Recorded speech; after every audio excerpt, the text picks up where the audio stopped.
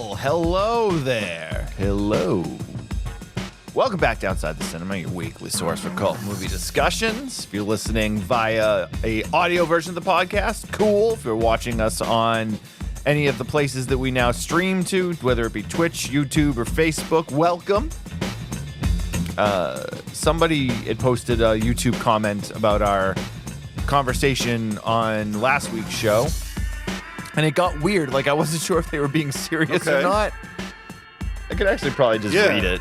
I got it right here, but it was like, because we said something about politics, and then it was like, oh, and you just skirted over such and such. But hang on, I think they were. I don't. And where is this? I think it was YouTube, on the Outside the Cinema YouTube. I might have deleted it, or deleted the email, not the comment. Shoot, crap. All right. I'm sure I could just go to our YouTube page. It's probably there because it's a public comment. Yeah, I'm looking. But whoa, that was loud. Well, what? Oh, hi. Oh, hello. Let's see. This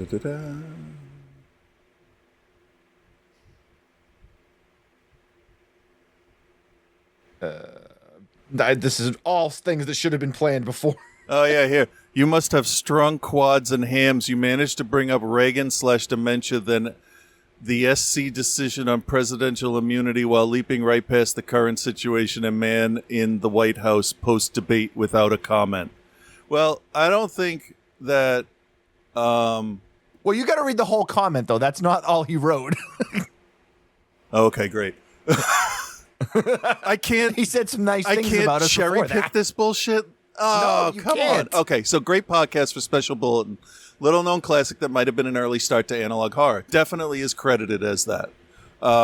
Watched it on the premiere night. I was shocked as a kid watching the bomb squad freak out, giving up and try to run off the ship before detonation. Yeah, that's fucking freaky. Makes for a great joke in Austin Powers a decade later. Nice. I didn't know that was there because I didn't make that connection. I didn't know about Special Bulletin. As an adult, ended up talking with real life bomb squad members. Talk about stoic with a dry sense of humor. Great podcast, instant subscriber.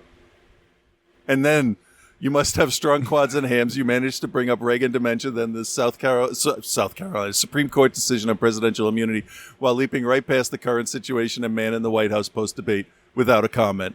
Yeah, so about the debate, and I'll make this as brief as I possibly can. Also, I'm not positive. Didn't we record the episode before the debate? I don't know. I think we may have recorded it before the debate. Possible. I'm not positive, though. I watched 10 minutes of the debate. I watched none of it. One was just making shit up all over the place. The other... Fuck. Right? Like, that's... I turned it off because I didn't... I honestly don't know why one option is better than the other and how anyone can think that one option's better than the other. One option is definitely better than the other because one of them is not going to start killing gay people. Yes. There's both sides of the same with this specific election. If you... No, I agree with that. My point is more so if you're going to look at the debate performances. Oh, God. One guy who is on another planet and one guy who can't tell a truth. Like those, there's not you know what I mean? Yeah. And honestly, if they replaced Biden, I would be perfectly happy with that. I don't want him as president. I think he's absolutely ineffective on certain things. And I think too many people are dying in other countries and we're just kind of twiddling our fucking thumbs with the allies that are committing genocide. So, yeah, it's easier to make fun of Trump and his diaper wearing brigade because they actually have worn diapers.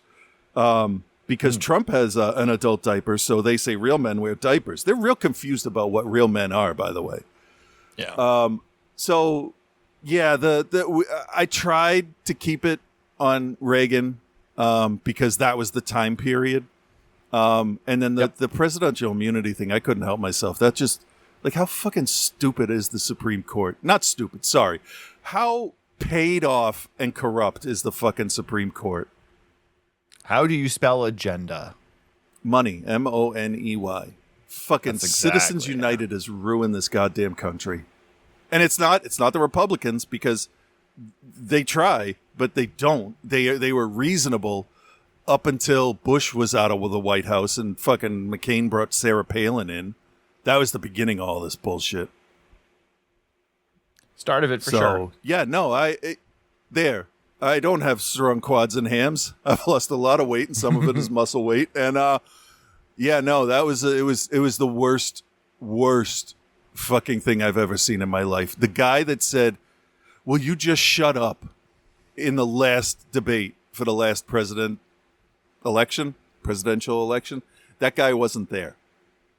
I'm guessing that he kept training for the debate and didn't sleep enough. Probably. But he's the job kills you. If you've ever seen they do for the recent more modern presidents, they do the when they took office and when they left office.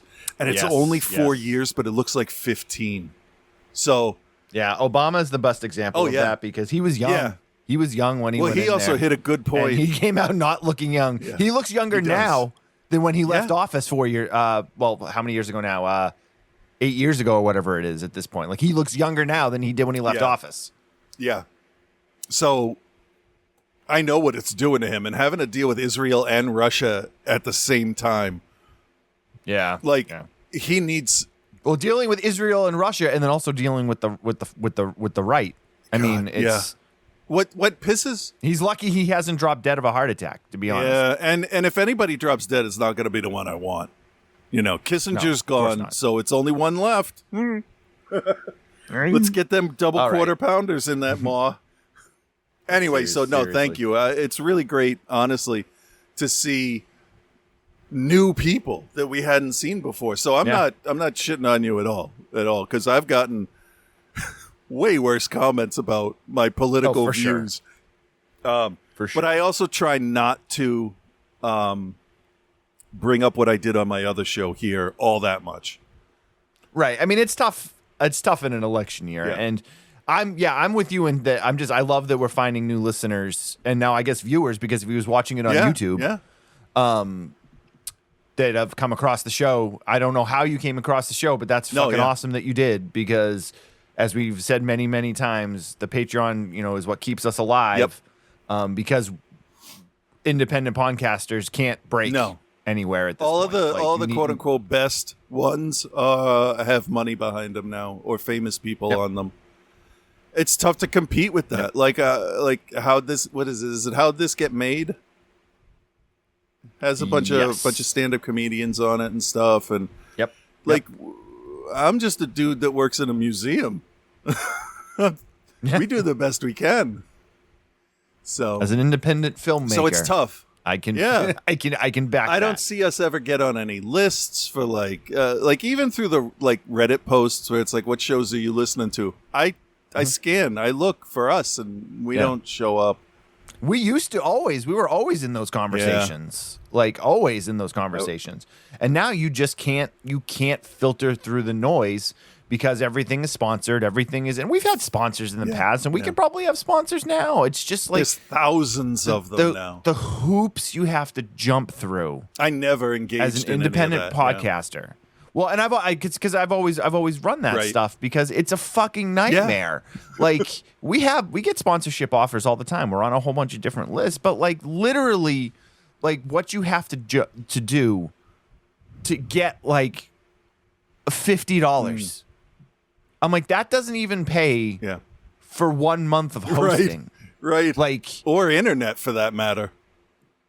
And then it's like, well, if you don't get enough listeners, we're not gonna, it's a nightmare. It's a nightmare. And unless you have backing, or you have a known name, or one of those situations. And even now, we don't do interviews anymore. We used to do interviews all the time. We got some pretty big interviews back in the day.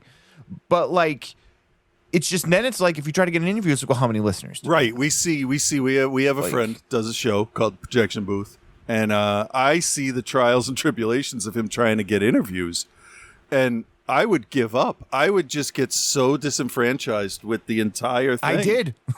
Makes sense. That's why I stopped. Makes sense. Because you can contact say somebody that was in Deadstream, for instance. I'm picking a smaller, direct to video release thing. And if you go through and you get the agent, you're not going to get the same response you would from, say, Sean himself or his wife that made the movie. And agents like movie producers, they're not the creative people behind stuff. So I think sometimes maybe, just maybe, movie executives shouldn't be making the decisions. Most of the time. Hey, I had a thought too. This is off topic, but not really. Everybody loves Zack Snyder's director's cuts, right? More or less. Well, not right? everybody. Not everybody. Okay, let me put it this way then. In general, the director's cuts are better than the theatrical cuts that he does. Normally, yes. Why the fuck does he even make a theatrical cut? Well, he doesn't make a theatrical Why don't they just let him do that? Because now they're talking about on fucking Netflix doing a Star Wars, whatever the fuck, Rebel Moon, a director's cut of it. And it's like, dude, Netflix would have let you have cut. What's happening? Why do you need a second, third chance to make the movie you want to make? He's a big enough name. He should be able to get final cut. I don't know. It's just a weird thought. Like everything he does, except for Dawn of the Dead and 300. Every other one is like, I can do better. It's like, well, that's. Well, there was a director's cut of Dawn of the Dead. Was there? Oh, I don't remember that. They released it on. Oh, DVD. That's how far long ago it was. Yeah, seriously. All right, let's get. Okay, we got to focus this week on the show. Some more analog horror and then wannabe analog horror. Well, we can discuss that. So we are doing. You told this story on a show that we recorded yesterday that won't be released for another probably like 3 weeks. Yeah, you told this story 3 weeks in the future, 2 days ago. So quickly make mention here of what the deal with this film Without Warning and why. Okay, so on the web, the YouTube channel I was watching, they mentioned Without Warning and the broadcast special bulletin, and I just went and found what's it called, Final Warning, and I didn't think that there was more than one with that title, but Without Warning, not Final Warning. Yeah. Yeah, that's a different film. It is. So I was watching. No, I was making up the list for the show because of teasing, and I haven't posted it yet because I'm still adding some touches to it. I have a huge list of stuff that we went over that has to deal with analog horror and what we like and what it's sort of like a primer and a recommendation list, I guess. So as I was going through that, I started by reading what is the actual definition? And there's a Wikipedia page about it, and it's pretty accurate. And it said, Without Warning, 1990 something. And I'm like, wait a minute. That's not what I watched. And then I went and found it, and what we're covering is the TV movie Without Warning. That's about it's not about something completely different, but it's definitely not the one we watched for last week. Correct. That was a long way around to say, and there's more than one movie with that name. So this one is about three meteors, meteorites, both, that broke off from a larger one from our asteroid belt. And the weird thing that has people like the hair on the back of their neck sticking up is that all three of them hit on the 45th parallel. In the U.S., in France, and in the Gobi Desert. Desert. There we go. And no one believes that that's coincidence. And we go from there. Yes. So Without Warning, 1994 made-for-TV movie. The other thing we are covering this week I thought paired nicely with this because it is, stuff that's supposed to be presented as real, analog horror, found footage, whatever you want to call it. But it is new. It is a 2024 film, and it is Creepypasta, Deathweb. Yeah. That's available to watch on Tubi. Without Warning is available to watch in a few different versions on YouTube currently. We recommend the one that has the commercials, and so you get the original broadcast. Yeah. Yeah. So with that said, we're going to do Without Warning first. I do have a promo, like a CBS promo for it here. It only runs 10 seconds, so let's see. A movie that couldn't be made until now. The object is heading toward Earth at an airspeed of 32,000 miles per hour. Without Warning, October 30th. Feel free to panic. All right. Yes, please feel free to panic. Without Warning, 1994. This is very interesting for a number of reasons, and especially comparing and contrasting it with Special Bulletin, which we covered last week. So we got the mom from Malcolm in the Middle, and a bunch of character actors that you will recognize. Without Warning, directed by Robert Iskov, based on a story by Jeremy Thorne, Wallen Green, and then a story / teleplay by Peter Lance. I mean, the story is very simple. You already kind of said it. You know, we have 3 fragments of what is believed to be an asteroid hitting 3 spots around the globe: the U.S., China, and France. And then the film is basically showing us the reported news coverage of said event. It's interesting. They call it Without Warning. It starts with a quick clip of a TV movie starring Morgan Fairchild. Morgan Fairchild. My wife. Yeah. Sorry. Little It's John okay. Lovitz Then flashback. they cut in with the CBS Special Bulletin. Not CBS. It's whatever their fake network they made is. Right. Special Bulletin. We are getting reports that fragments of an asteroid have struck the Earth. 3 different things landed in 3 different countries, and they just have the basic details of it. And they're like, we'll keep you informed if anything changes. And they go back to the movie for like 30 seconds. Yeah. We see like a tiny bit of a sex scene, and then they're like, special report. They're like, shit's way more fucked up than what we told you. Yeah, definitely. There is a huge difference between this and, say, Ghostwatch or the other one that I can't. Special Bulletin. Special Bulletin had no recognizable actors in it. And this one did. And I watched a couple of interviews with some people when they were talking about people's reaction to it. And there's a couple of things real early on that are hints that it's all fake, even though it has the giant, this is not a real news broadcast. You're going to turn on in the middle of it because people channel flipped all the time in the 90s.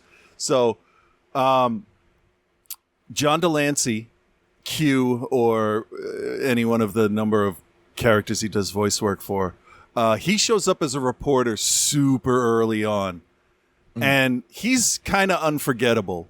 So a lot of people were like, I didn't know what was going on. I was nervous in the beginning, and then I saw Q, and I'm like, oh, it's fake. That's the one thing they did different. The other big hint was if you know your history of public panics. You'd know that Orson Welles, the aliens crashed in Grover's Mill, New Jersey. Grover's Mill. I know that from The Adventures of Buckaroo Banzai Across the Eighth Dimension. And they crashed in Grover's Mill, Utah in this one. So there was another hint that it was basically what a real-life War of the Worlds would have been. Yeah. And that's what this is. It's essentially a TV remake of the radio broadcast. For all intents and purposes, with the exception of, well, I don't want to spoil it yet.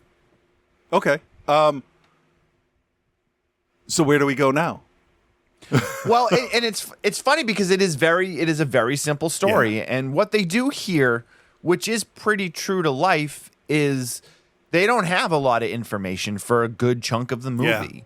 They have, one reporter in a helicopter that's over the crash site of the one that crashed in the U.S. Yep. They've got somebody in D.C. They got somebody in New York, and they're like kind of just jumping around.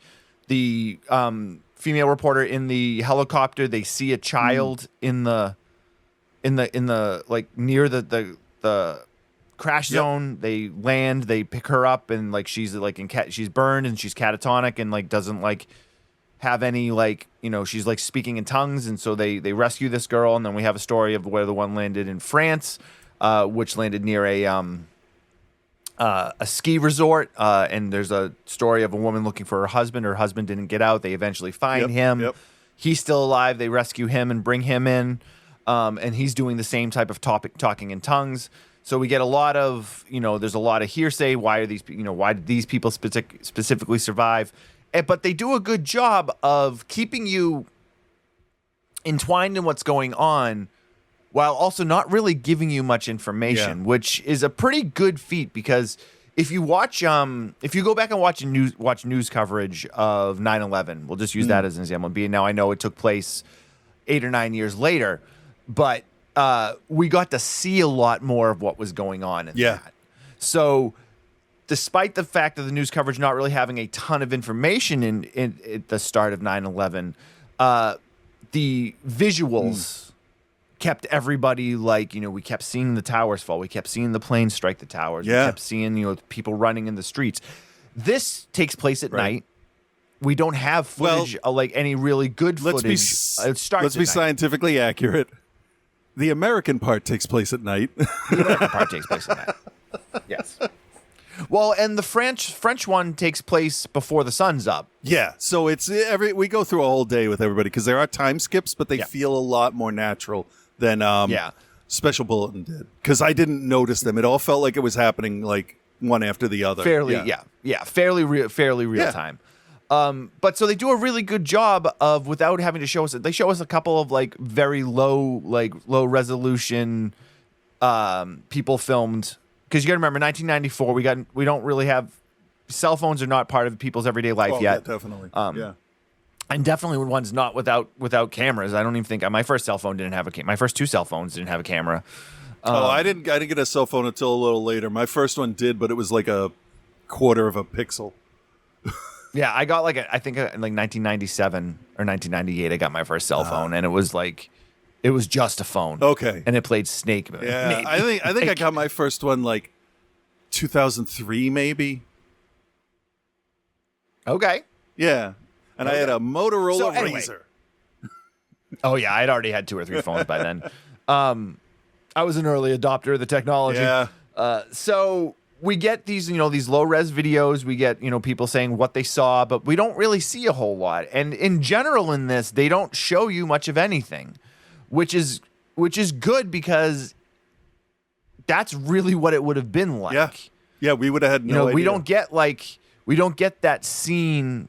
So as we're moving along, they give us more information, and you have your scientists discussing the reasons why these pieces would have landed or would have crashed into the earth where they did. Right, because they broke off over the North Pole.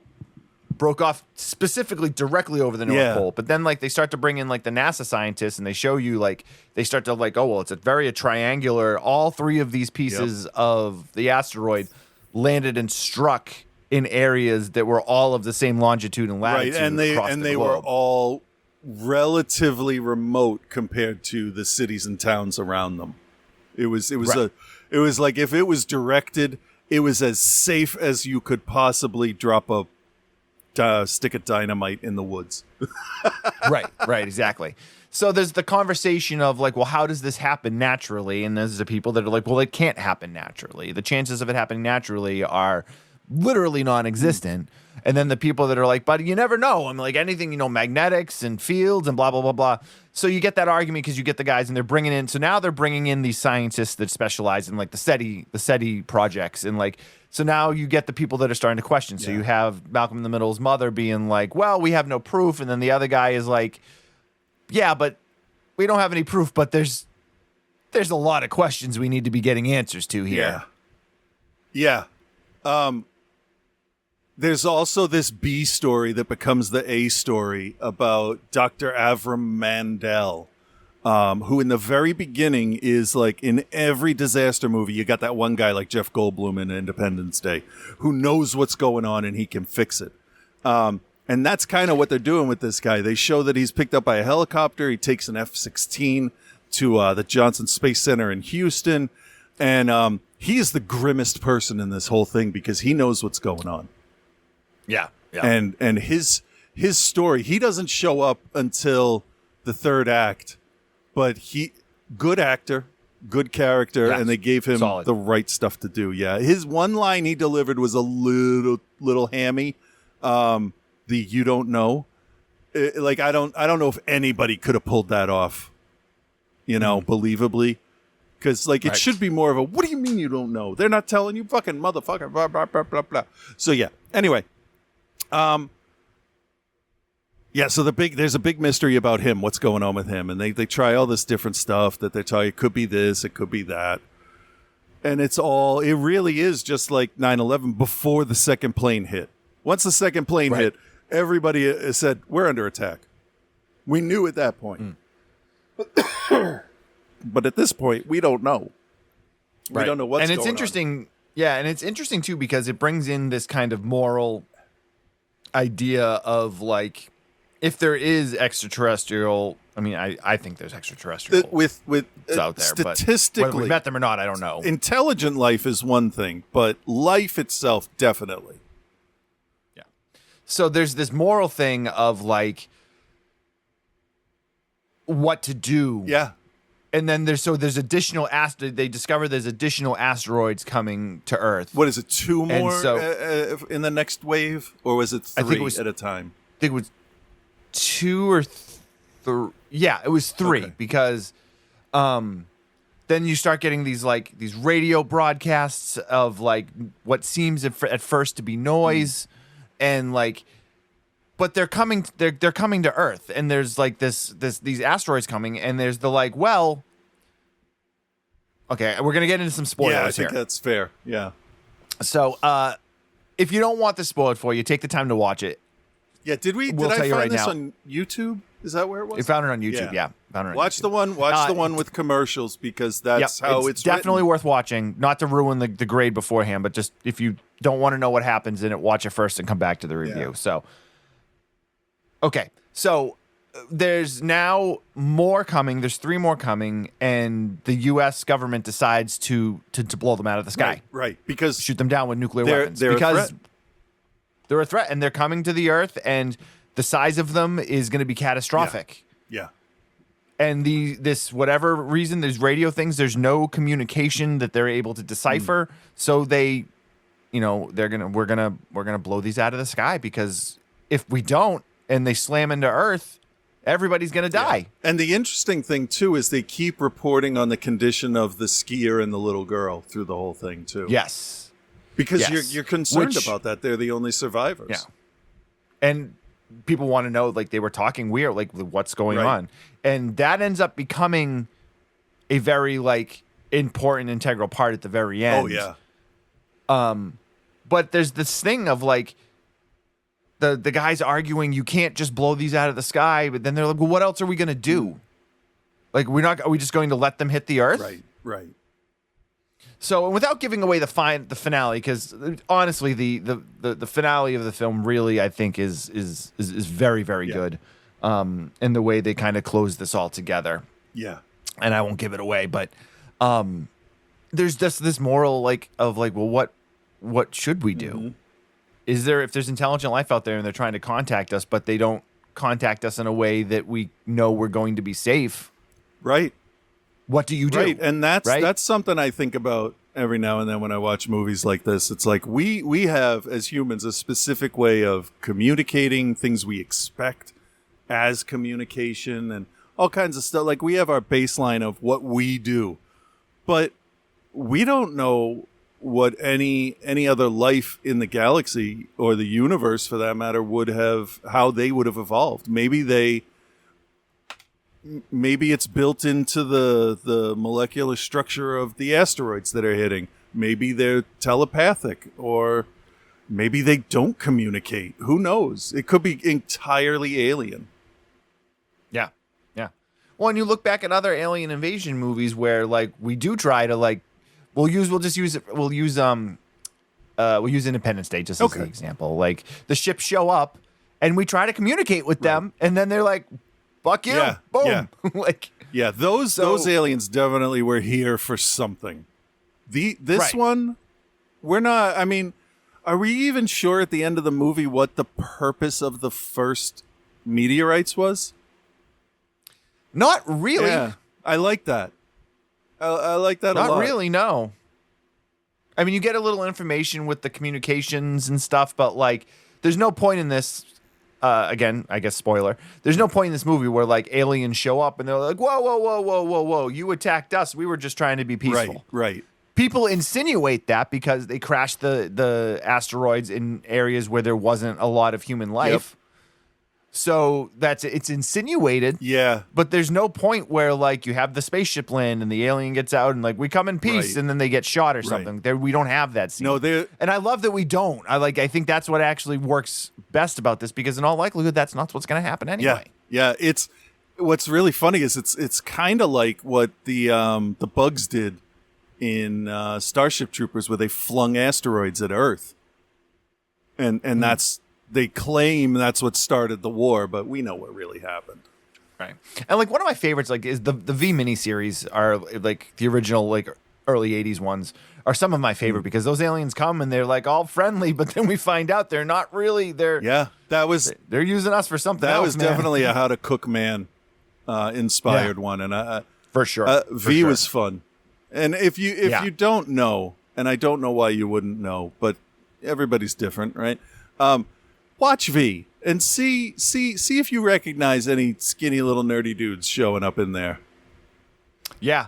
V still holds up fairly well. I watched a little bit of it last week after we talked about when we were watching Special Bulletin when one of the V the final battle preview was in the commercials. Right.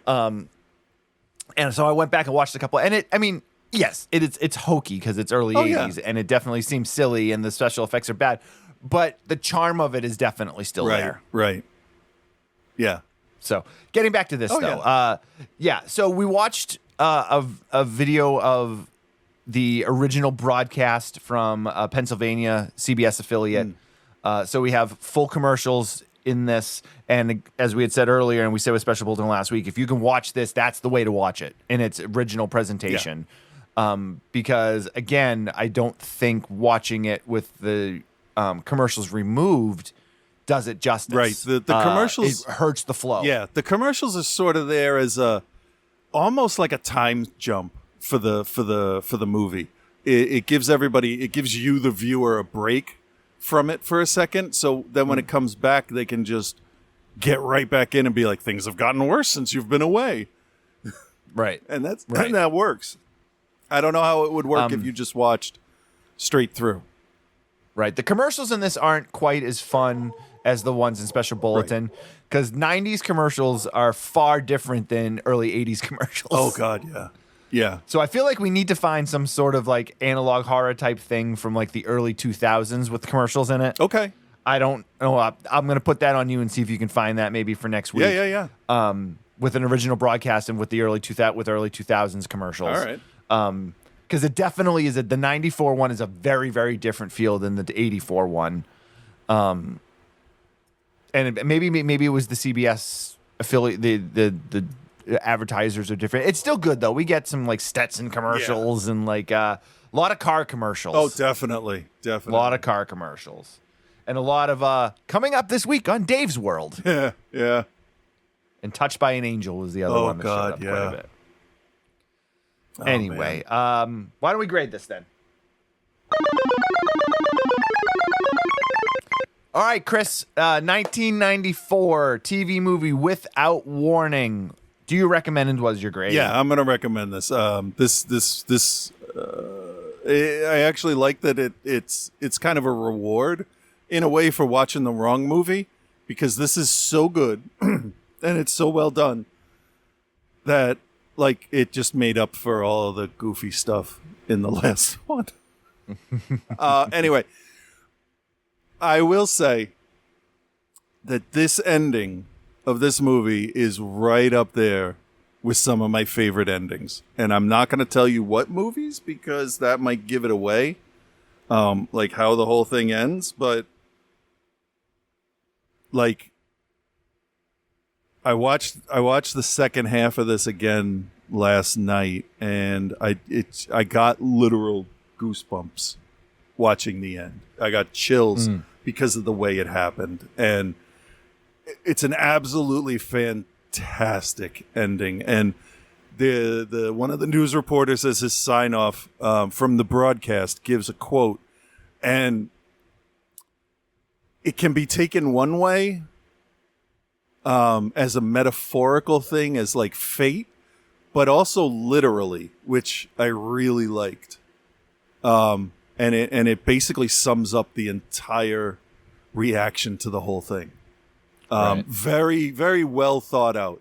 And before we finish this, I want to point out that one of the writers of this, Peter Lance, is a 5-time Emmy-winning investigative reporter, screenwriter, and novelist. He did a lot of reporting around 9/11, just a whole lot of stuff. And I honestly believe that his knowledge of how the news system, I can't think of a better word for it, works behind the scenes and what they would do and how it would go, that really made this feel realistic. Because you have an insider. Like, if you're going to set a movie in a projection booth, you should get one projectionist in there to look around. Right. And this was just I'm going to watch this again, probably this week. Absolutely top notch and fantastic for what it is. And I can see why people would want to copy this. Yeah, for sure. So I'm honestly, and I just might be in a good mood, but as far as mockumentaries and this really happened kind of shit, and seeing its pedigree and what it's led to, it's important, along with Special Bulletin. So I'm going to give it an A. I loved this. All right. Okay, I'm going to recommend it also. I really enjoyed it too. I think it's a well put together piece that lives exactly where it should. I liked Special Bulletin a little bit more than this. Yeah, I think you go for the realism more than the fantasy element, right? In general, yeah. I tend to, but that's not to take anything away from this. I thought this was excellent. It was really well done. This handles the sci-fi element very well because it handles it in a real world way. Right. It's a hint, which is why the fact that they don't show aliens coming out of flying saucers or like any of that shit. Yeah. It makes it more believable. Because if they did a really good job. If they were really coming here, we would never see what they look like. We'd all be dead. If they didn't want us to see them, we never would. Yeah, right. But it's very good. It's very good. I definitely recommend it. I definitely think you should watch the version on YouTube that has the original airing. Yeah, very good. I loved most of the character actors. There's obviously a few that you will recognize. Most importantly is the woman that was Malcolm in the Middle's mom. Jane Kaczmarek, is that her name? Yeah. Yep, she wasn't Malcolm in the Middle's mom yet. No, but if you know the voice, like the judge on the Simpsons episode there, like it may snap you out of it for a second, but she doesn't play a character like Malcolm's mom. She's a doctor. She really knows what she's talking about instead of a mom that's doing her best. So right, exactly. It's good. It's good. She pulls it's all very good. It's very well put together. I think I want to say I gave Special Bulletin an A-. I'm going to give this an A- also. And yeah, I recommend A-. I preferred Special Bulletin, but I mean, that's not a diss to this movie in any way, shape, or form. Right. So speaking of disses, though, oh boy, here we go. Our next flick here, Creepypasta Death Net, which is the second in a series, apparently. Well, I was looking at that. So there was a Creepypasta movie from 2020 that was a Screenbox exclusive or a Screenbox original. Okay. Now I don't know whether this is an actual follow-up because I haven't seen that movie. Right. Or if this is just them trying to make it look like it's a follow-up to that, because it doesn't look like any of the same people are involved. Are you telling me that people make movies based on other movies they don't have the rights to? And they're not in Italy? I mean, yes. Wow. It's happened. They're not in Italy. I got to write that shit down. I'm not going to play you a trailer for this because I actually couldn't find one. I can't even find a wiki page for it to give me a rundown of the shorts. Well, it's new because it just came out in February. Yeah, but still. I know. Hey, dude, I know. Creepypasta directed by 9-10 different people. Makes sense. It is an anthology flick. Oh God. So I sent you this. You did. And to my surprise, your response was something along the lines of, "Oh my God, this looks terrible. I'm going to watch it right now." That's exactly what I said. Yeah. And it's short. It's only about an hour and 10 minutes. Yeah. And then I watched it and I didn't even have the energy to write back, "Don't watch this." Sorry.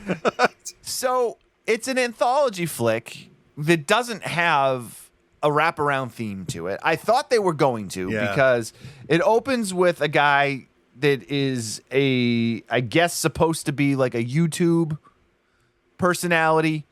Right. Doing a video on creepypastas, and he starts with the what a creepypasta is and then gives you like what a creepypasta is, and it's not even right.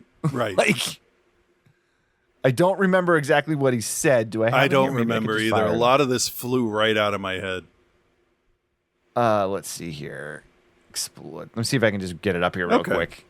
But yeah, he's explaining to you what a creepypasta is. This is his video, and he's gonna tell you about creepypastas or whatever. All right, so all right, I think I can play the audio. Okay. Hold on. All right. Let's see if I can find this jackass. Oh, it's not his fault. Is that you? I don't know, because most of the people in this. And posted all around the World Wide Web, the internet, on message boards. They came anything from videos to images.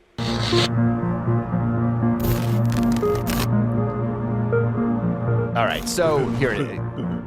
I went back too far.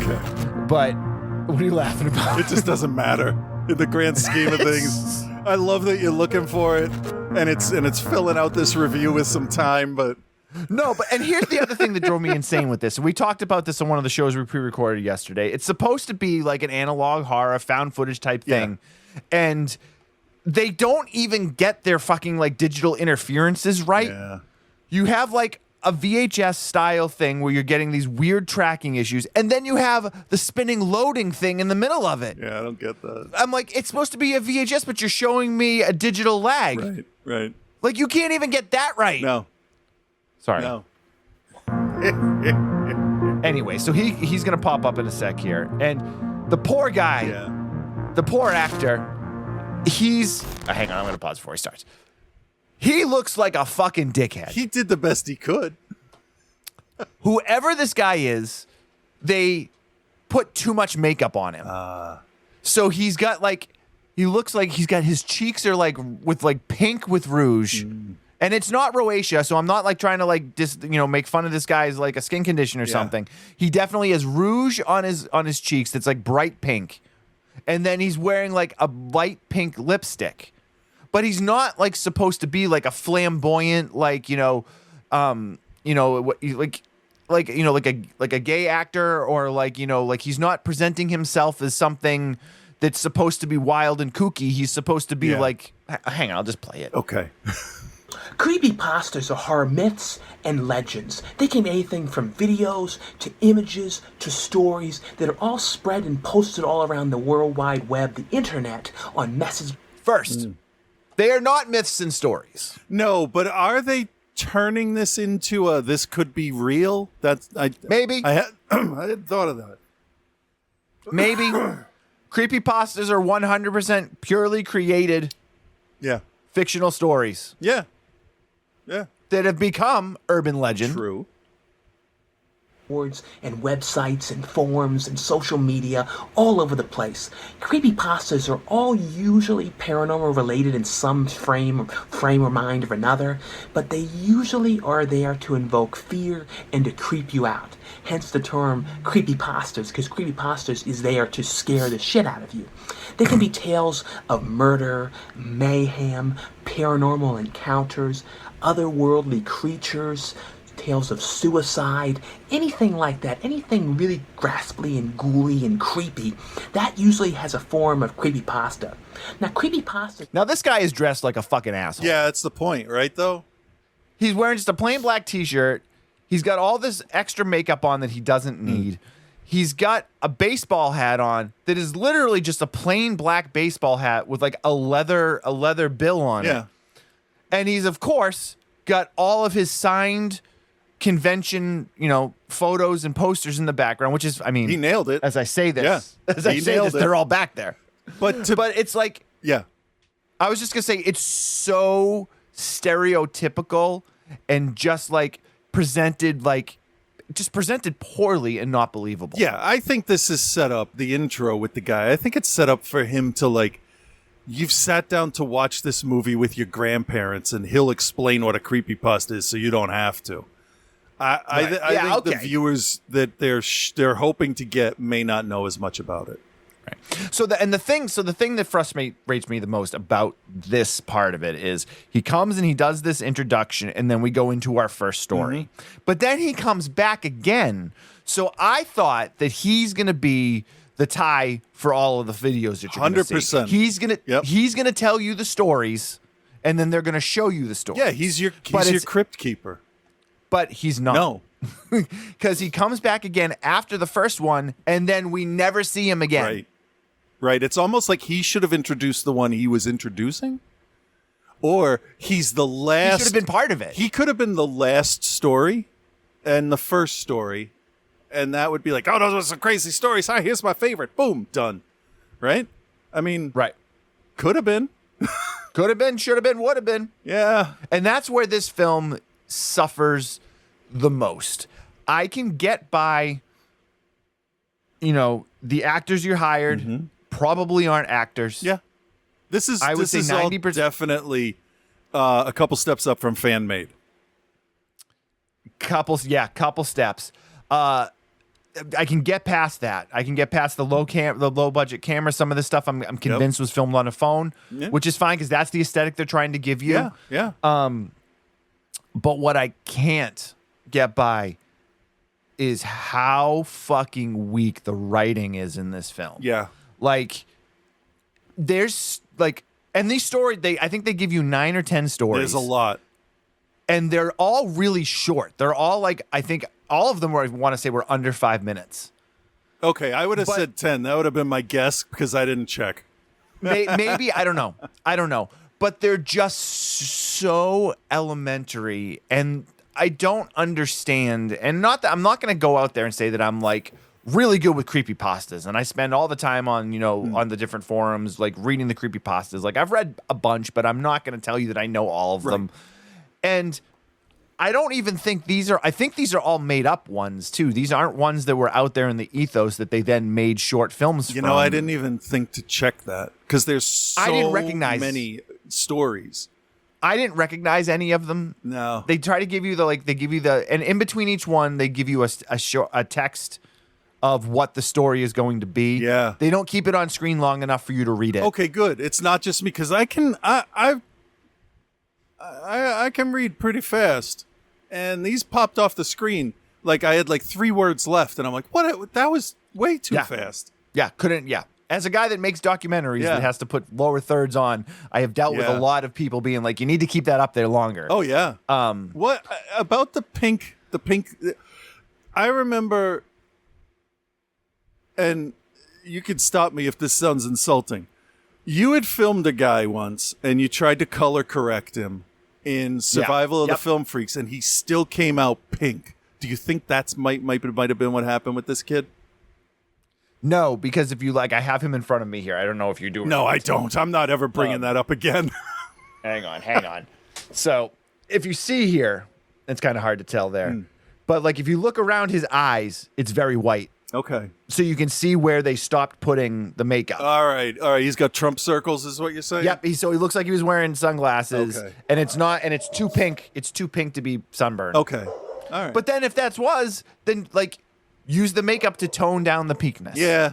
And also, again, color correction as a guy who has done it. Yeah. It is possible it's the first thing they filmed and they learned as they went along. I know there's one name on here, Dustin something. What's his last name? Dustin Ferguson. I know he makes a shit ton of low-budget movies. And a lot of them are just not good. But he's made a bunch of stuff. Like Space Sharks, Demonoids from Hell, Donna of the Darkness, Ion Entertainment, like that's a TV series. He did 19 episodes. Closet Monsters, Stale Popcorn, Sticky Floors. Actually, I'm going to click on that one because I'm interested now. Because it's about a movie theater, so I have to check it out, right? In the 70s and 80s. It's a documentary. Oh, great. From last year. They talked to John Dugan from Chainsaw, Craig Reed from The Reanimator. I'm going to check that out. Brink Stevens.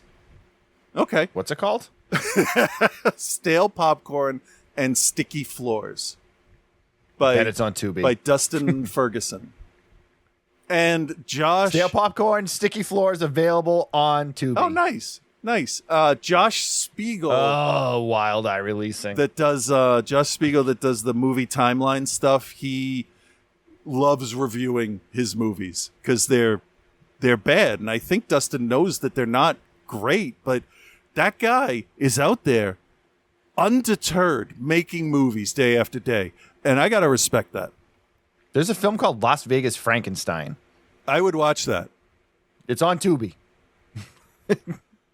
TUBI.com. And that Stale Popcorn, Sticky Floors is on there too. Good. Anyway, but the issue is that the writing in these stories is so weak and so just like that they were just like, oh, we're gonna get a quick scare out of this. Right. That's it. And honestly, it feels like what was done for some others of these conglomeration, these not analog, amalgamation. What's the word? Anthology. Jesus Christ. Amalgamation? Yeah. Very wrong. No, yeah, but it's a good word. So I think it's one of those where they send things out to people and are like, hey, if you got a short, we're putting this together, you can submit it, we can, and maybe we'll put it in. Yeah, I was curious of that too, if all of these were made outside of this film and then they gathered all of them together to make an anthology. I couldn't find any information on it. No, there's almost nothing. And I'm okay with that because honestly, this is good practice for all of these people. And I could tell that at least most of them, they really wanted to do the best they could. None of it felt like... Yeah, I'll give them that. I will give them that. Yeah, right? None of it felt like a shitty cash grab. Like, oh, hey, let's do a... Because they didn't go with stuff like The Rake or Jeff the Killer or Smile Dog or any of that, like, most well-known stuff. That's why I don't know if these are actual creepypastas or not. Right. There's one in here, though, that just made me so fucking angry. Okay. And it's the one where the guy finds the poster of the, like, masked killer. Uh-huh. Oh. You mean the single dude that works out by himself in the dark and has a picture of a jacked clown on his wall? Yeah, that guy. So that was odd. He finds this. He goes down to, like, do his laundry or whatever. Yeah. And he finds this rolled up poster on the floor and he picks it up and he unfolds it and it's like a masked clown killer guy. Yeah. And he's like, cool. And he brings it upstairs and he puts it on his wall. Yeah. Now, I don't know about you. Uh-huh. If I found a poster on the ground, yeah, I'm not going to go upstairs and put it on my wall or keep it or touch it. Like, I had posters that were sent to me at work that I have in this room because we don't show regular Hollywood releases, all that. I gave out a bunch of posters to staff, by the way, like 90% of the posters, and I took some. But, like, they're sitting in 2 boxes over there. I did not open them right up and hang them up. Let alone in the shitty, dingy laundry room of your, like, suburban apartment or whatever. Yeah. Anyway, so he takes this poster upstairs, unfurls it, puts it on his wall, and it looks like any generic Spirit Halloween masked clown killer poster. And he does this thing where he, like, puts it on the wall and he looks at it and he's like, yeah. And he runs his finger down it and then it cuts him. Yeah. And he's like, oh, ugh. And then, like, bleeds and then the blood disappears or whatever. Yeah, no, if I get cut on a flat piece of paper, I'm throwing it out because there's something wrong with it. Yeah, right. Not only is it cursed, you also now have tetanus. Yeah. And then he, like, there's a scene of him, like, working out or whatever. Then he goes to the bathroom, takes a dump, and you know he's taking a dump because they add the sound of the poop hitting the water. Yeah, you get a nice shot of him, like, from ground up sitting on the toilet. Thanks a lot, movie. Thank you. And he's reading tattoo magazines. Yeah. But they're, like, tattoo magazines with hot chicks. Those exist. They do exist. Yeah. And that's fine. And whatever. But, like, you're illustrating this. So he's taking this dump.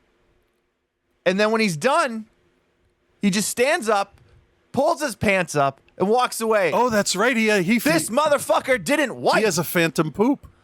He didn't wipe, and after the turd that they said they added in audio and post to drop into that toilet, this dude and at first like, oh, okay, they're trying to show him as like a gross, disgusting scumbag, but then that doesn't even factor into it. No, I am betting you that when they got around to doing the audio for it, they're like, watch this.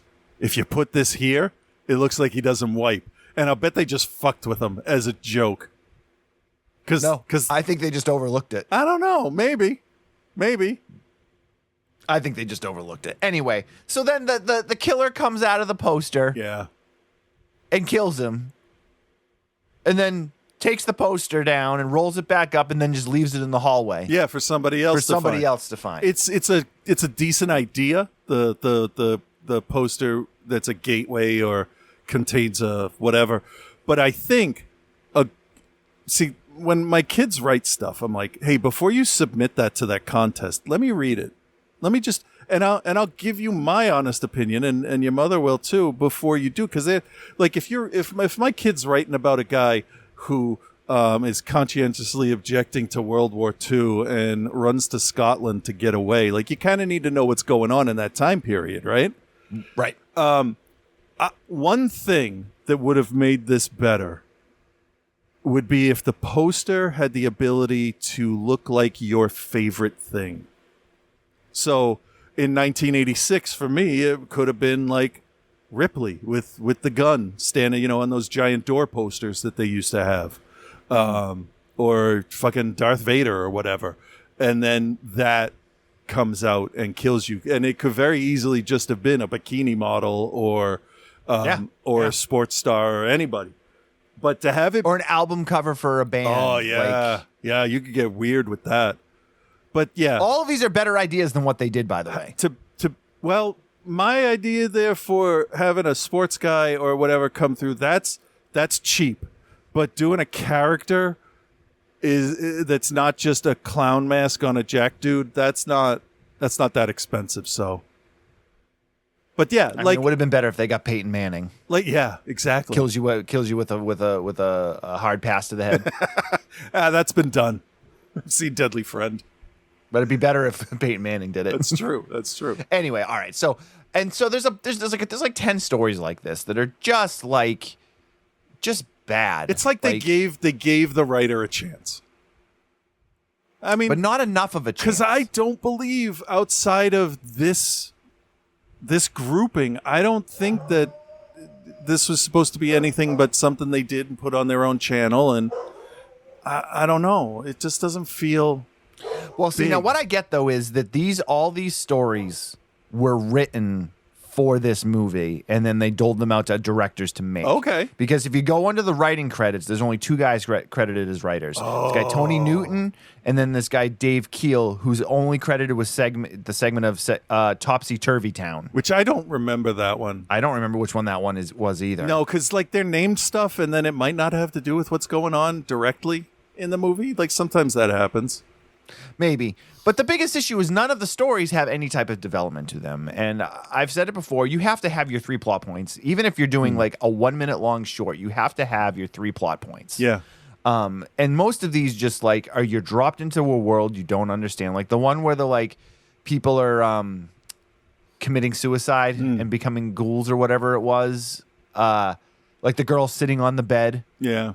And then we meet her boyfriend, and he's obsessed, but we don't even know what they're obsessed with, really. Yeah, yeah. There are ways to do super short, effective stories, but part of me feels like writing an effective, tense short story is difficult. More difficult than writing a feature-length screenplay because you got room to breathe there. In something like this, it's like that one parallel dimension thing that we talked about 3 weeks from now, about how it's like 8 minutes long. I watched it again last night, and it is the most tense thing I've ever seen. It's on Arcadia TV. Just go through the whole thing. It's about parallel worlds, but that whole thing is developed and plays through to a logical ending, and it's actually tense and terrifying, and there are no fucking actors in it. It's a screen, and it's text dialogue and some graphics. Fantastic. So there are creative ways to do stuff, but writing, like I think the 2-minute horror story or 2-sentence horror story kind of made everybody feel like they could do this. Yeah. You know, like one of my favorite ones is I started to go upstairs after I heard my mother call me. And then my mother said, "Don't go. That's not me." Stuff like that. I don't know what I don't remember the actual thing. But that tells a whole story, because you can infer the rest of it. The mother knows that there's a monster in the house, and she's been protecting the kid from it. She knows that it's imitating her. Like, you got all that. These, it's the same kind of idea, but it's still early creative writing for a lot of them. Right. And you know what? Like I said, this is good practice for them. I'm not actually mad at this for some reason, like I would normally be.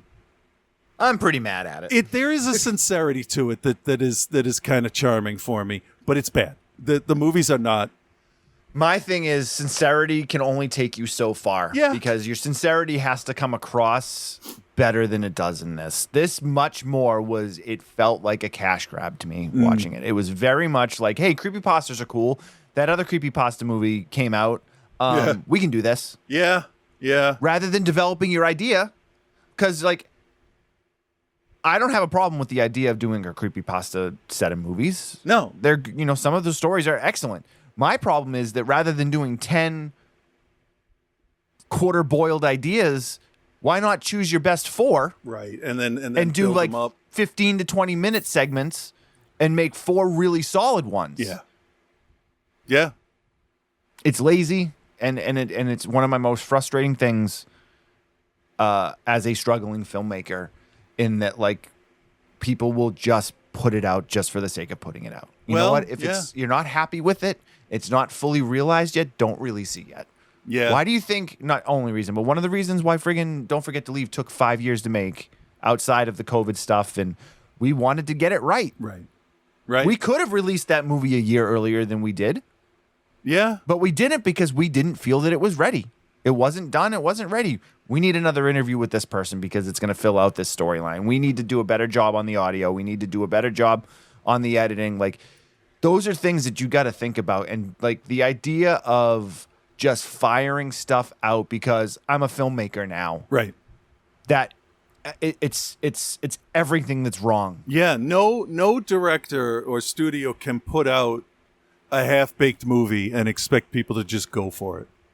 Right, and we've seen it with studios that do it. We've seen it this year. There was a Spider-Man movie without Spider-Man in it. That's a good point. Yeah, that's a dumb idea. Nobody learned from fucking Catwoman 20 years ago. God know, right? damn it. All right, let's grade this piece of garbage. All right, Chris, do you recommend, what is your grade for Creepypasta Death Net? I love it when you laugh about it. That's hilarious. No, I cannot recommend this. I will say, though, I will, to be fair, not like blackball the directors and writers in this and be like, I'm never watching anything they do again. There's only really one writer. True. I will. I'll blackball the writer. I would give this a shot because writers can only get better or stay bad. So it can go one of two ways. Or you could become Ridley Scott, make fantastic movies and horrid pieces of shit at the same time. That's fair. I don't get that. So, no, I'm not going to recommend this. I give all credit that's due to people that finished a short and got it out there. And the hustle it takes to put together an anthology. That's not an easy thing. You got to negotiate in this one with 10 different fucking people. Ugh. That's a nightmare to me. I don't like sending an email to more than 3 people. Chris, come on. No, I'm kidding. But this is a D-. I can't. I really want to be nicer to, but as an experience, as a story that's being told to me, it's well below average. Yeah. But they tried. I want to impress that these are just normal people. It's not studio stuff. It's just they're either trying to make this their full-time job or they've done this on days off and Yeah. A script supervisor, someone else to read it, a different mindset to look over the script, something would have been good. I just feel bad shitting on this homemade movie, you know? I do not recommend it either. It's bad. The biggest issue is for me is that it's bad and I can't even have any fun with it. Yeah. Like the inadvertently like coming off funny. It's just one of those like, come on. And I think I'm even more frustrated because I feel like of the like 9 or 10 stories in there, they could have really flushed out 4, maybe 5 of them and made them a more interesting watch. Yeah. Giving me a little bit more characterization. And I get that their whole thing was like, well, no, it doesn't always need that. But you know what? Fuck you. It does need that. To be fair, one final thought I have on this is that they could have taken the most popular stories and tried to do their version of it. And I'm glad they didn't. Honestly. Maybe they did in that first movie, though. Maybe this because they're trying to be a sequel. They're not going to redo the same story. You know what? I got nothing to do today while my graphic processor at work's acting up and I'm watching it. Maybe I'll check that out. Yeah. Like 10 minutes and I'll let you know. But yeah, I'm not going to hate on the acting. I mean, it's bad. Don't get me bad. Okay, so I am going to hate on the acting. It's bad. It's real bad. But I don't think they went out and hired like professional actors. I feel like a large chunk of the people in this are just like friends of the director or like people who are like, maybe I want to try to get into doing some acting. So I'm not gonna like legitimately hate on that. Right. I'm gonna hate on not knowing what your thing really is.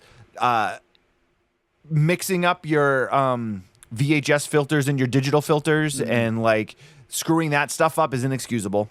Yeah. Not giving us a clear story point in half of the stories that run less than 5 minutes when all you need to do is give us at least one thing. It's just, it's terrible. It's terrible. F for fuck, dude. Take an extra 5 minutes to just work on this a little bit more. Yeah. I'm looking through the writers and the directors from the first one that was from 2023, by the way. Oh, I thought it was 2020. No, Creepypasta. There's a movie called Creepypasta that was 23. I thought the one I was thinking of that I thought this was attached to was 2020, I thought. Okay. Well, there's got to be more than one, right? Screenbox. Oh, no, yeah, it says 2023. Oh, okay. You're right. You are right. It doesn't say if it's followed by anything like they normally say. But I'm going to see if there's any connection between the two while we do whatever we're doing here. Well, we're going to do Joe. Okay. And he's starting a new series this week, so let's take a listen. Oh, that's right. Well, hello, Bill. Hello, Chris. And hello, OTC Nation. Your boy Joe here, and this week Bill took me to Japan. Feudal Japan, that is. I'm actually in a good mood this week. He made me watch Lone Wolf and Cub, Sword of Vengeance. So I'm starting the whole Lone Wolf and Cub series. Like almost every film freak from my generation, I rented Shogun Assassin, based on the title of Ludacris's best album, Word of Mouth. Pardon me while I old man for a minute. These kids and their internet, having all this information readily available, they don't know how easy they have it. Back in my day, you had to find an elder nerd who would tell you about this shit. Yeah. They were like the cult leaders of the outcasts in the 80s and the 90s. They usually worked at your local video store or comics shop, and they would hold court and tell us all about underground movies and give us old copies of Heavy Metal magazine and rail against the mainstream. Then you become an adult, and you realize that while those guys were great resources to find media that you probably wouldn't have found on your own, they kind of sucked. Like, they were usually man babies who were tantamount to the comic book guy from The Simpsons, and there was a reason why the only people who wanted to talk to them was a bunch of young nerdlings thirsting for knowledge. Yeah. Thanks to Jeff from Collector's Corner in Grand Rapids in the 80s, who I can't imagine is still alive. He was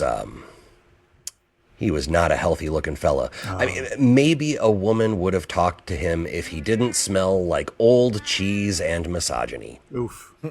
Jeff was at least kind enough to let me know that Shogun Assassin is an edited version of the first two, with a little bit of the third, Lone Wolf and Cub movies, all cut into one. Okay. I remember about 4 or 5 years ago revisiting Shogun Assassin for OTC, and I still found it jarring how it felt like, although the movie's great, it felt like it jumped around, and I remembered that. Surprisingly, as much as I like this kind of movie, I've never actually seen any of these standalone Lone Wolf movies, just Shogun Assassin. Because there's only so much time in life. Here we go. I wonder how many people know the worldwide cultural impact that Shogun Assassin or the Lone Wolf and Cub films and other Japanese films from the 60s and 70s, the impact that they had. Like John Carpenter, half of everything he does is based on old Japanese movies. Look at the Three Assassins from one of the later Lone Wolf and Cub movies. He turned them into the Three Storms from Big Trouble in Little China. Yep. Very true. Yep. Tarantino, in almost every movie he's ever done, has referenced this movie. Hell, without Lone Wolf and Cub, we probably never would have gotten Leon, the Professional, Yep. The Mandalorian, The Yep. Last of Us. Basically, any story about a grumpy, sad dude lugging around a child since 1971 has taken something from this movie. Forgot an Ultraman Rising, too. Oh, my gosh. I almost forgot. You cannot forget Hawk and Chick from Bob's Burgers. Like, those are my favorite episodes of that show. Love them. I've whenever learned they so reference much about those movies through the Bob's so, Burgers. Ogami Ito, played brilliantly by, oh God, I'm going to try to pronounce this right, Tomisaburo Wakayama. He just bombs around Japan with his perma scowl and this really cute little kid just taking on random jobs. He's a Ronin. He's like a bloated, somehow even more stoic Clint Eastwood, and his demeanor, it's like he has Something I Can Never Have by Nine Inch Nails just constantly playing in his head. But I get it. He had a good job collecting heads for the Shogun before his wife got turned into sashimi as revenge for one of the jobs that he did. It's all political, and if you know anything about Japanese history, you know that maybe the only more politically complicated and fucked up time than now in the U.S. was Japan in like the 15 and 1600s, feudal Japan. Like homie was just doing his job and like paid for the guy at the top's sins. I'd be pretty cranky too in that situation. Yeah. You walk a fine line when creating a character like Ogami. He's got to be a badass, right? He's got to be like a John Cena babyface, but with just enough Harley race to give his badassery believability and edge. And I think they did find the sweet spot here. Like, he's not invincible, but he's definitely the baddest dude in the prefecture. I mentioned this years ago when reviewing Shogun Assassin, but the scene where Ogami is left with nothing but his infant son he makes basically a baby choose between a ball and a sword. If he chooses the ball, he's going to kill his son and go on his, self-consuming quest for vengeance alone. If the baby chooses the sword, he will take his tax deduction along with him on his bloody and dangerous quest. Someone really needs to call Child Protective Services here. Ignoring for a moment that this child is incapable of grasping the greater concept of his choice, the scene is powerful and tense, and even knowing the outcome, like in the beginning of the movie, we see him pushing the baby cart. We know the baby chooses the sword, but even knowing the outcome, it will make you clench your butt cheeks. Yeah. Because you know that he kind of wants the baby to choose the ball. Like, I think it might be one of the best individual film scenes ever shot. Top 10 at least. Like, if you don't feel something you ever seen watching that Creepypasta scene, you are Death Net? absolutely dead inside. Well, they do that I don't scene in even have kids, and Mandalorian, that too. shit makes me tense. The majority of the story in the first installment here, Sword of Vengeance, takes place at a rural, like, hot springs gimmick. They don't have a really strong defense force, so when a gang of villains that are about as subtle as a guinea pig film show up, they easily take over the village, and while there may be worse guests in the world for your resort, it's definitely one of those, like, service industry subreddit stories. Like, this definitely could be on boomers being fools. I won't get into all the intrigue and political alignments and who is on whose side, because that's kind of the only thing I'm going to knock in this movie, but I'll get there later. Despite having the temperament of an alley cat that does not want to be petted, Ogami sets Junior aside for like 15 to 20 so he can sweat and grunt on top of a prostitute who defies the convention and actually seems to like him. Once he's gotten some post-nut clarity, he kills more men in 10 minutes than John Wayne Gacy did in 10 years. But they were bad, so it's okay. Oh, they were bad guys. That's like fine. any good stoic hero in dire need of a mental health referral, he ditches the woman who would probably do him some good, and he bounces on to the next movie. Off into the sunset. Here's the thing. The good. The list is long, man. I could be here for half an hour telling you what's good about this movie. I don't use the word craft a lot because it's generally used in a pretty pretentious manner. But this whole movie felt so lovingly crafted by craftsmen who cared about their craft. Something Feruzabal craft. It's great. This movie is great. If you haven't seen it, please do so. It's really, really, really fucking good. The bad. Well, as I alluded to earlier, the overarching sort of political story has so many swerves and players and like... I get it. Feudal Japan was complicated, but the story here didn't really need to be. It was hashtag overbooked. All in all, Lone Wolf and Cub, Sword of Vengeance, is a fan-fucking-tastic movie and gets a straight A. I'm going to retroactively go back a week and demote the Wrong Turn remake to a B because I realized that it had been so long since I was made to watch an even remotely competent film that I got a bit overzealous. It happens. Still, a B is a very respectable film, and the Wrong Turn remake is still worth watching very much, but maybe not so much so as Sword of Vengeance. Lone Wolf and Cub, I'm clearly looking at, though, definitely an A. I'll be back next week with Lone Wolf and Cub, Baby Cart at the River Styx, which, despite its very wordy title, seems to be considered the best of the series overall. So I'm really looking forward to it. Until then, be good, everyone. I'm glad we're taking care of Joseph. I wish I could remember who suggested this series for him, but I can't, so sorry. Yeah, I can't either because I didn't read that email. I'm sure it was somebody named David because it seemed like we had a run there for like 3 weeks where everybody was making suggestions with named David. So. Yeah. All right. Somebody not named David is Scott. Hold on. Before man, you going to ruin Scott, my transition again? Yes. Jesus. I just want to ask a question because I've been forgetting about this for weeks. Okay. So like that the next Wolf and Cub has a ridiculously long title. Have you seen the titles on manga these days? Nope. Oh my God. I don't watch manga anymore. It's a book. That's fair. So it's like Fall Out Boy song titles.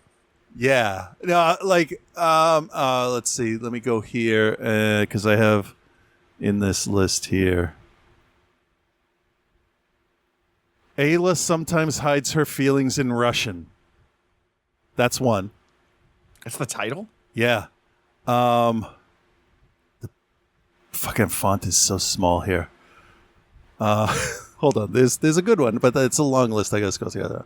I body switched with an evil hag for 10 years, and now my ex-night fiance, who never wanted to see me again, can't let me go. Number one.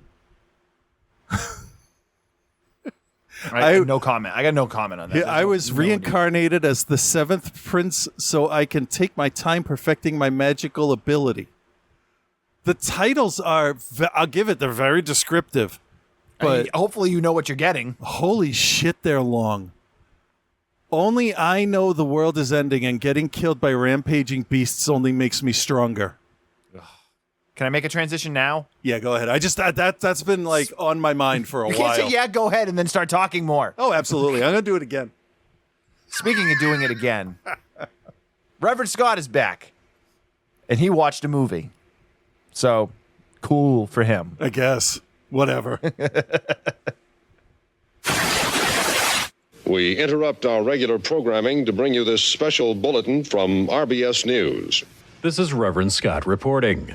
I'd like to remind you that all of us here at RBS, Reverend Bullshit News, consider the news very important. So we will update you on the latest tragedy unfolding live, shortly after this message from our sponsor.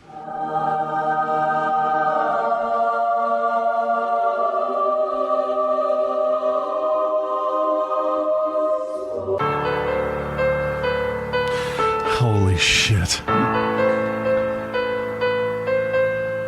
With Reverend Scott. We're going to make everybody eat lamb testicles. What?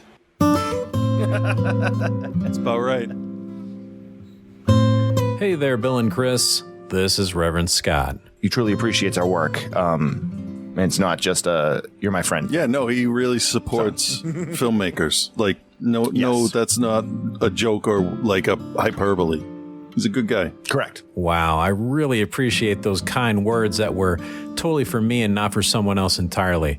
And I have a movie star-packed original film that was criminally under-advertised, and I'm guessing barely anyone went to go watch it.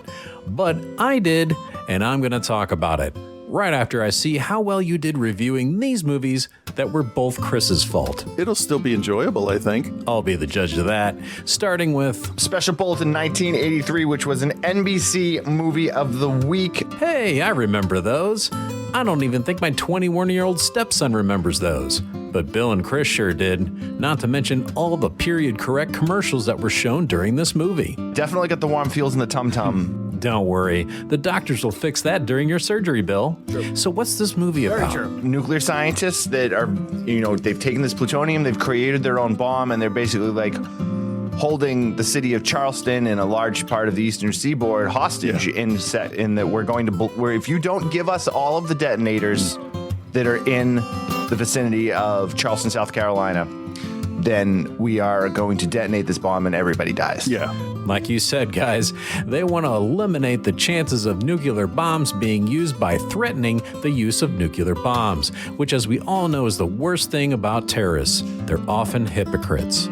And even worse, there's news journalists that happen to be on the scene for a completely different reason. Okay, and they just happen to be in the right place at the wrong time or the wrong place at the right time, depending on which way you want to look at it. One terrorist doesn't want to blow up the bomb. The other is ready to push that big, red, shiny, candy-like button. It's Magneto and Xavier, pretty much. Yeah, essentially. And we all like X-Men, so this has a lot of potential. It's not without its faults, though. The time jump kind of snapped me out of the whole thing. Because up until that point, Chris thought this news broadcast was completely real. Anywho, I think I've heard enough to grade this. I give Special Bulletin an A-, and the review also gets an A-. Wow, how about them apples? This is definitely a throwback that's going to make you... Why does my voice crack all the time? I guess you could say that happened without warning. Oh. 1980, Graydon Clark directed, Jack Palance, Martin Landau starring, Without Warning. Let's play the trailer. It came without warning. Hey, he said Like that. That's enough of that trailer. Tell me a fun fact about this movie, Chris. The movie that inspired Predator.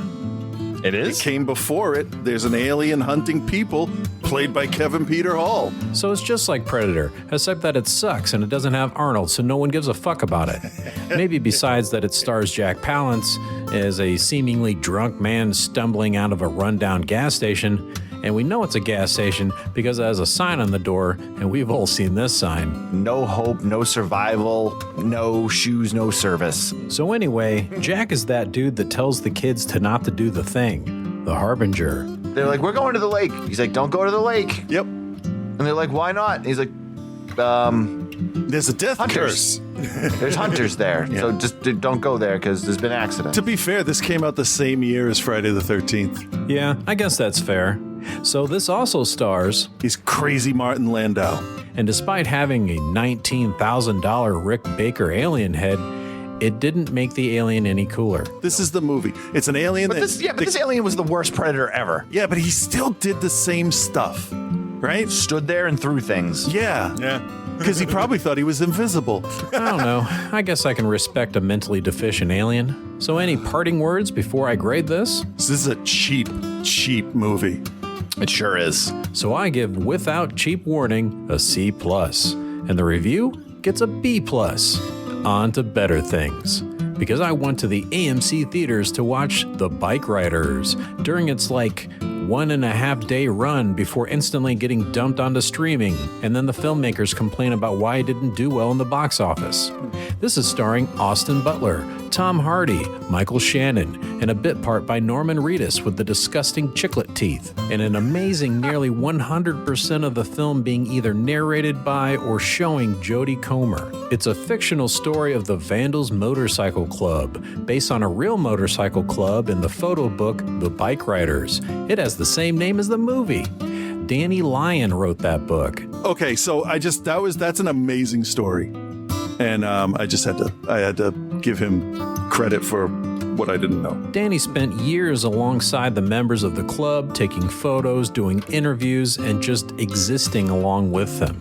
He's often shown in the film with a large tape audio recorder and a microphone, talking to Austin Butler's character Benny's wife, Kathy, played by Jodie Comer.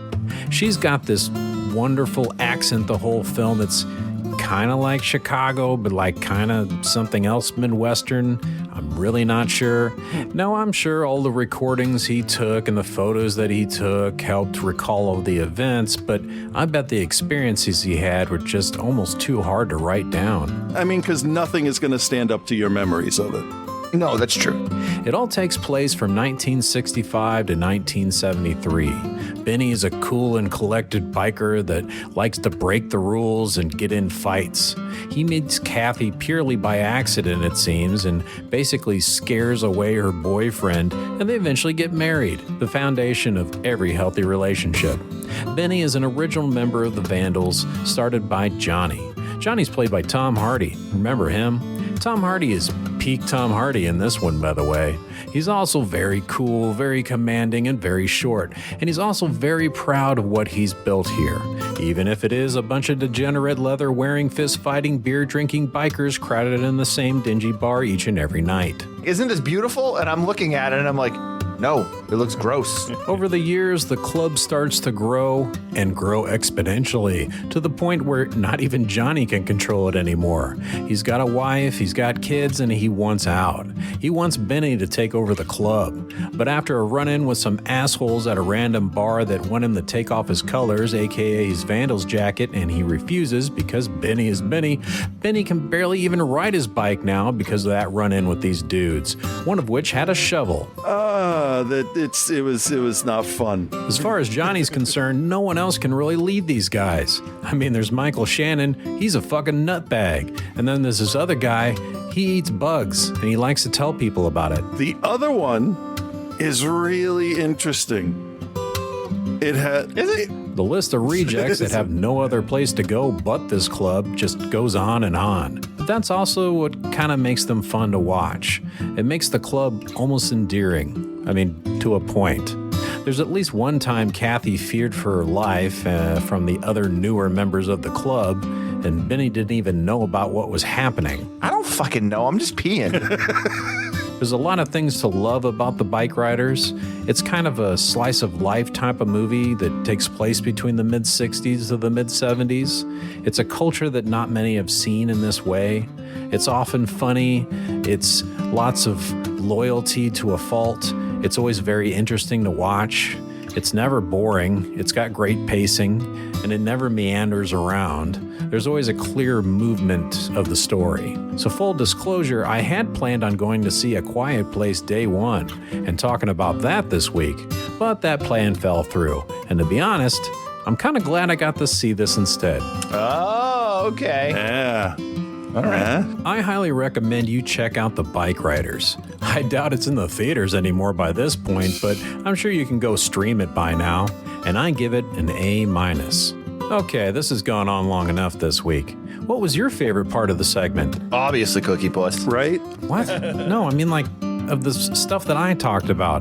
Don't you wish you could be a badass on a motorcycle breaking laws and fighting people like Benny? Wish I was Dr. Pizza. I mean, like, don't you wish you could have your own motorcycle club of guys that'll do anything you ask of them? Oh man, I wish I had a dog that could open stuff. Now I'm glad I fucking don't. Okay, that's fair. Well, until next time when I talk about a dog that can open stuff for Chris. Yep. Peace and love, guys.